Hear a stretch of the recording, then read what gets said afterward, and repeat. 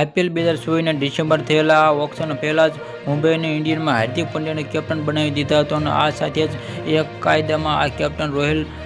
રોહિતની ભૂમિકા ટીમના બેસ્ટમેન નજર રહી હતી. આગામી સિઝનમાં હવે 5 વખત મુંબઈ ઇન્ડિયન્સ ખિતાબ આપનારા રોહિત અને હાર્દિક પંડ્યામાં નેતૃત્વ રમતા નજર આવે છે અને ફ્રેન્ચાઇઝી દ્વારા આ હાર્દિક પંડ્યાને કેપ્ટન બનાવવા પર ચાહકોનો વિરોધ પણ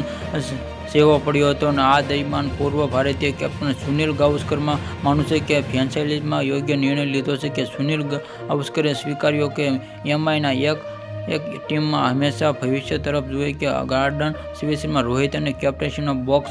આ ઓછામાં થઈ જશે અને ગાવસ્કરે કહ્યું કે જો તેમે હંમેશા ફાઇનલ ભવિષ્યવાણી વિચાર્યું કે રોહિત શર્માનો પહેલી જ અને 36 વર્ષની ત્રણેય ફોર્મેટ માટે ભારતમાં કેપ્ટન હોવાના કારણે તે ખૂબ જ દબાણ પણ તેમને અબોજ થોડો અને આ હાર્દિક પંડ્યાને યુવાનો ખંભામાં પડતા જવાબદારી આપવાનો પ્રયત્ન કર્યો છે કે ગાવસ્કરે હાર્દિક કેપ્ટન સોંપાઈ મુંબઈને